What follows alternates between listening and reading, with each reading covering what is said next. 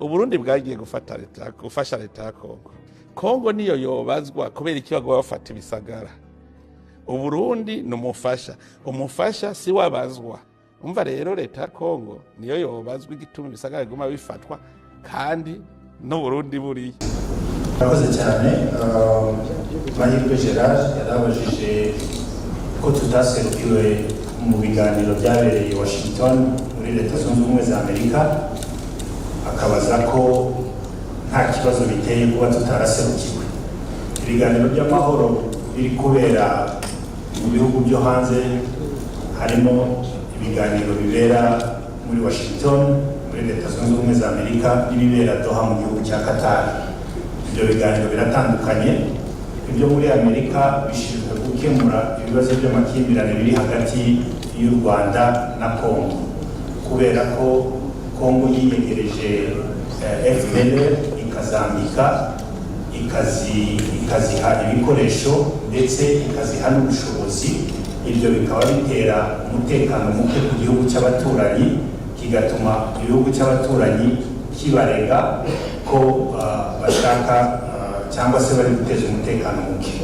Muri ayo makimbirane rero ibyo biganirwa Doha ntabwo bitureba twebwe. Ibyo bigatandukana n'ibiganiro biri kubera Doha by'ibibazo biri hagati y'abakongomani, hagati yatwe na leta yacu, bitareba ibindi bihugu. Aho ngaho nta nubwo ari ukuvuga ngo turaserukirwa, ni twebwe tujya kuganira na leta yacu. Rero ibibera Washington ntabwo bitureba. Turabikurikira mu makuru kimwe n'uko dukurikira amakuru yose, ariko ibitureba ni ibya Doha, ntabwo ari ngombwa ko duserukirwa. Icya kabiri yabajije ni hejuru ya Uvira. Byavuzwe hano, wenda kuba tumva ururimi rw'igifaransa ndabisubiramo mu Kinyarwanda. Ntabwo iyi mirwano y'ubu vuba igeze hafi ya Uvira, ntabwo intego kwari ukurasa Uvira. Intego kwari ugucecekesha intwaro za leta ya Kongo ziturasa buri munsi. Ndatangirira ku kibazo cy'uko igihe cyose twari muri imishyikirano bakomezaga baturasa.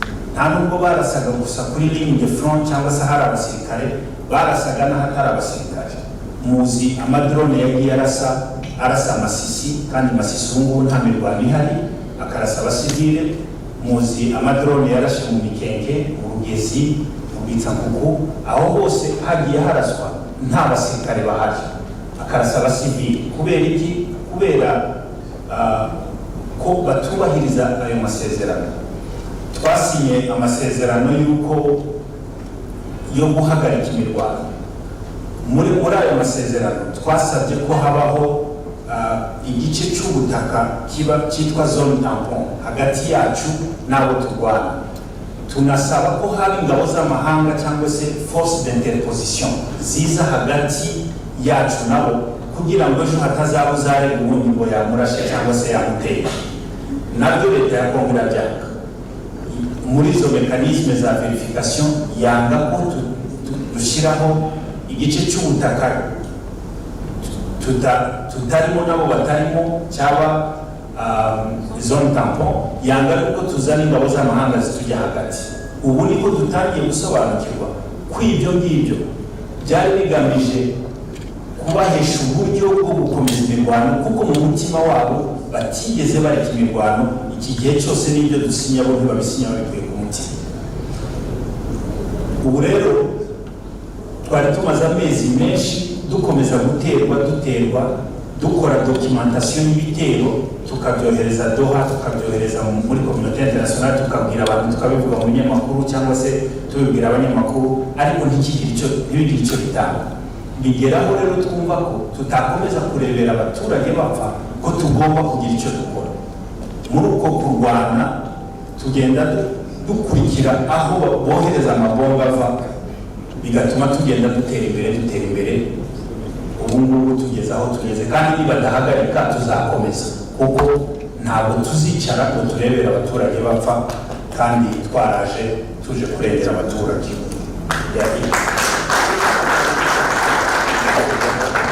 Ikibazo cya nyuma gishingiye ku ngabo z'u Burundi kuva muri Kongo.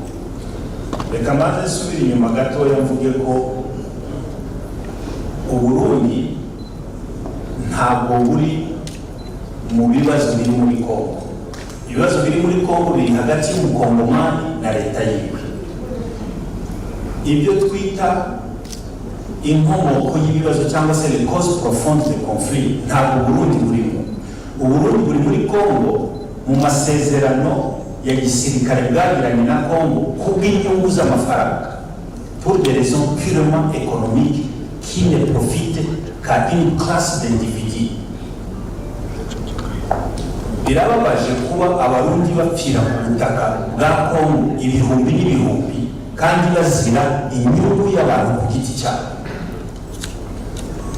Nta kibazo Burundi buri gukemura muri Kongo uretse kwicisha abantu babo no gutungisha cyangwa se enrichir iyo classe politique y'abantu bakeneye inyungu. Muri communiqué yacu ejo bundi mu cyumweru gishize twasabye Burundi ko bwava ku butaka bwa Kongo. Presence y'abarundi muri Kongo ntacyo yakemuye uretse gutyaza cyangwa se gushoza intambara. Icya mbere baje guhindura intambara ya politike bayigiriye amoko, birasira ubwoko bumwe. Ubu nyine bari bafite ibihumbi 10 abasirikare ibihumbi 10 muri Haut Plateau. Ni iyihe intérêt national iri muri Haut Plateau yo kohereza abasirikare ibihumbi 10?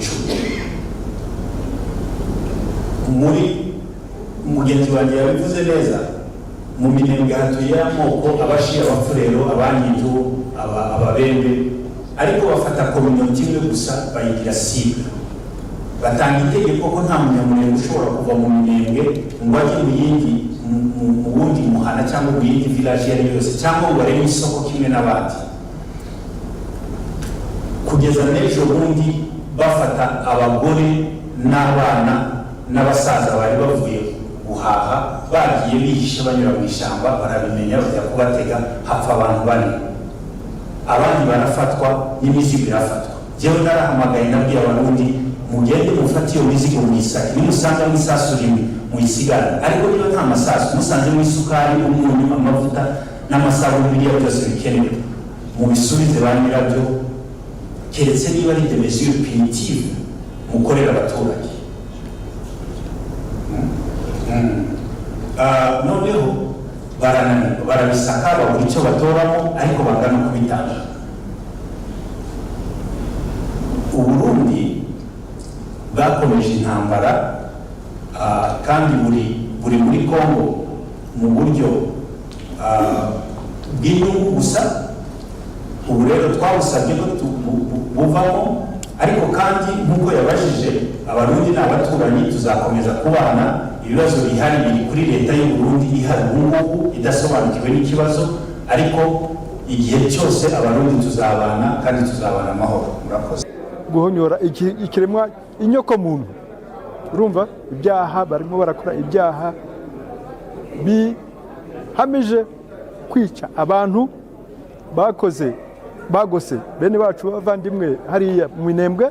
Muzi ko babagose, bakoze abarundi bubatse igikuta bashyiramo ibirindiro by'igisirikare birenze 70 kuva ku misozi ya Kaziba hariya urenze Nyangezi gato ukagenda ugeza ku kiyaga cya Tanganyika ahitwa Fizi Baraka. Urumva rero babuje abantu kugera mu masoko.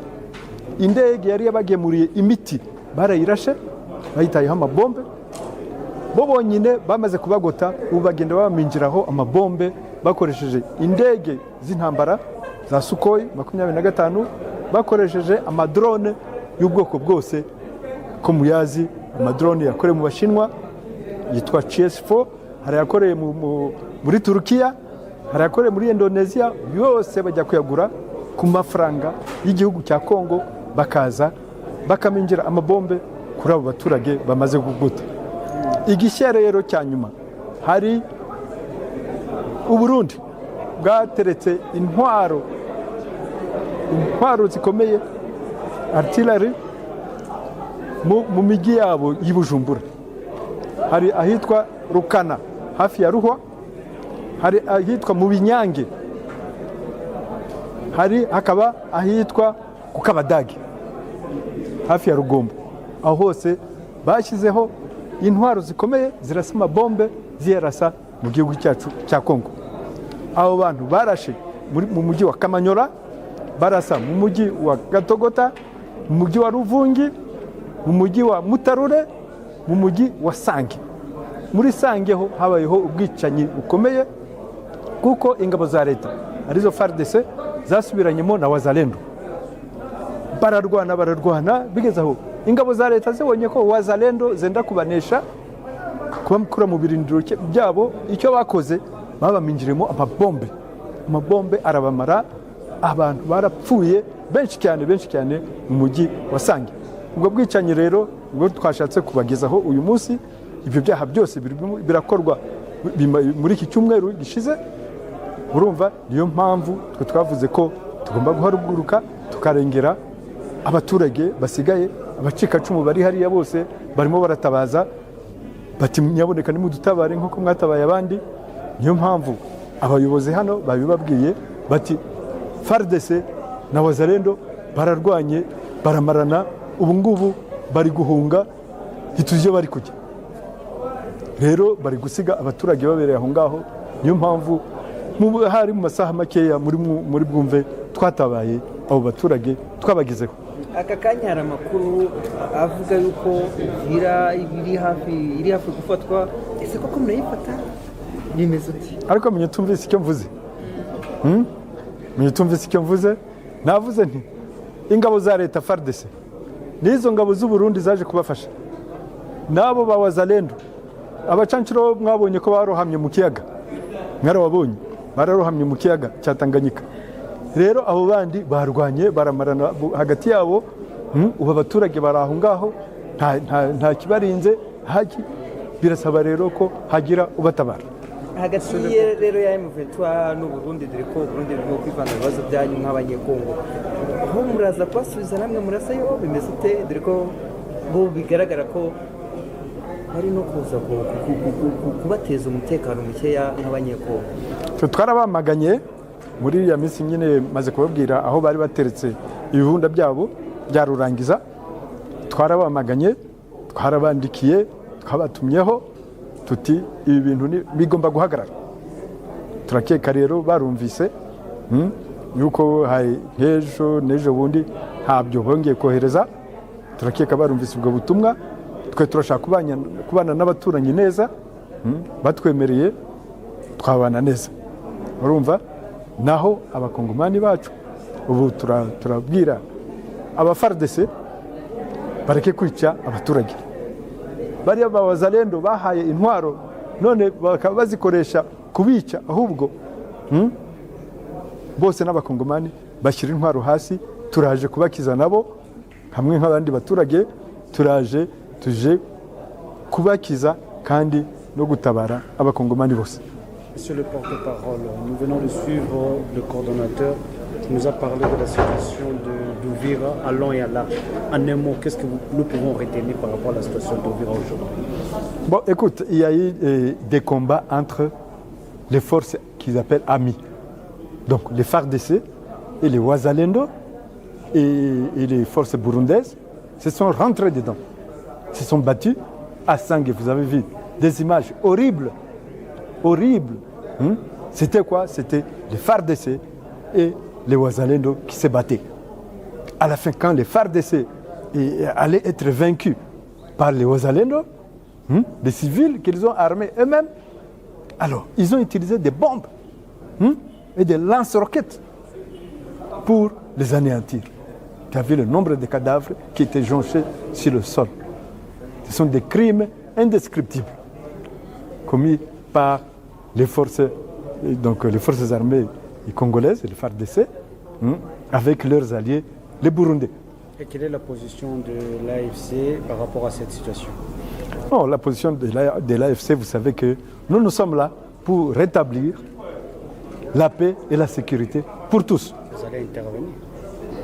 La population est abandonnée à elle-même. Vous allez intervenir? Elle est abandonnée à elle-même. Nous devons sauver la population nous devons même sauver ces FARDC-là qui ont été battus par les Wazalendo. Et nous devons sauver les Wazalendo blessés aussi, les survivants. C'est-à-dire que vous confirmez la présence de l'armée révolutionnaire en Uvira? Dans Uvira, pas encore, peut-être. Mais peut-être dans les heures qui viennent, on sera obligé d'y aller pour sauver la situation. Bon, twebwe icyo cyaduhagurukije ni ukugira ngo dutabare abaturage bari bamerewe nabi hano, yaba muri uyu mujyi, yaba mu mujyi wa Bukavu, yaba mu byaro za Rucuru, za Masisi, za Kalehe, ndetse n'izo za Uvira mu Minembwe. Babwiye ukuntu abantu bari baragoswe, abari bagiye guhaha, abashoboye kubaca mu ijoro bakajya guhaha, mwabonye uko babonye bagarutse bafite n'udutwaro twabo, barabafashe, abagore bafata ku kingufu, urumva, abagore bose n'abakobwa, abagabo barabica, urumva. Rero ibyo bintu byose bigomba guhagarara, urumva. Nyuma rero icyo abaturage bazifuza nicyo kizakorwa, ndumva n'amategeko mpuzamahanga abyemera. Icyo mwagarutse hano mu nama nyakubahwa Dr. kijyanye n'uko ngo Kongo yashatse kubashyira mu mutego, Kinshasa yashatse kubashyira mu mutego wo kubashora mu ntambara regional. Yego. Icyo kintu niyo mpamvu mwirinda kuba mwasubiza Uburundi kuri biriya bitero babashiramo cyane. Tugomba kwitonda cyane, tugomba kwitonda. Twebwe turashaka kubana n'ibihugu bituranye byose neza, ko tubana n'Ubuganda, uzi ko ari bwo twegamiyeho hariya za Bunagana, ko tubana n'u Rwanda, uzi ko twegamiyeho hano za Rubavu, tugashaka noneho n'Abarundi kubana nabo, yuko Uvira yegamiye kuri Bujumbura, ariwe mujyi mukuru wa kiriya gihugu. Wari umutego bashatse kubatega se Felix Tshisekedi? Ni umutego bahuraga intambara ya Goma, dufata Goma, barashe muri Rubavu, Igisenyi, bica n'abantu benshi, urumva. Ibyo bintu rero ntabwo ari byo, ni nk'uko ziriya mbunda, inkoho, umugani wabo, biriya bikoho binini byagiye biruka amabombe biyohereza ikamanyura. Babonye ukuntu basenye amashuri, bagasenya ibitaro za centre de santé, bagasenya insengero z'abantu, amazu y'abantu. Mwabonye bwa bwana bwose bari kwica, twanabibonye n'aha ngaha muri video. Ibyo bintu rero byose bigomba guhagarara. Mwari munaniwe kubasubiza? Ntabwo wari umugambi. Dr. Musa naho mwerekeje Uvira ariho amaso ari, abaturage bagoswe za Minembwe n'Abarundi bo barababande ko ari mwe bahanze amaso nk'abacunguzi babo? Oya, Minembwe twagezeyo, Minembwe turiyo, dufatanyije na Twirwaneho, babonye umuyobozi wa Twirwaneho hano, n'umwungirije arahari, Alex Nkurunziza, bose barahari, turabana nabo, turapanga nabo, turakorana muri byose. Ya mayira yari yarafunzwe, mwamaze kuyafungura, abaturage bari libre? Amayira yarafunguwe, uretse ayo kumanuka muri Uvira, yuko Uvira ubu ngubu n'isibaniro. Biravugwa ko ziriya ngabo nababwiye nyine, ririya huriro Tshisekedi yubatse yo kumufasha muri izi ntambara, basubiranyemo, bari kumarana hagati yabo. Amakuru ahari ko mwifuza ko iminsi mikuru yagera mufite Uvira, niyo Dr. Twebwe ngiye nkubwire, ntabwo twigeze twifuza kugera mu duce dushyashya, niba umujyi ntabwo twifuza kuwugeramo, ariko iryo huriro nakubwiraga, rimwe abo ba FDLR n'abo bacancuro n'izo ngabo z'u Burundi baraza bakadushotora, baraza bakatugabaho ibitero, tukirwanaho, tukarwana ku baturage, hanyuma bakwiruka tukisanga hahandi tugomba kurinda n'umutekano w'aba bantu bose. Muri Uvira tugezemo watugaya, ubu ngubu ndakubwira bose bari kwiruka, batazi naho bahungira, urumva. Abaturage basigaye bonyine, ni ngombwa ko tuhagera kugira ngo tubatabare. Wenda dusuzanya ko raporo y'impuguke z'umuryango w'abibumbye zivuga ko ngo ingabo z'u Rwanda zaba ziza kubafasha, ese icyo kintu bakivugaho? Hari ingabo z'u Rwanda mu Rwanda?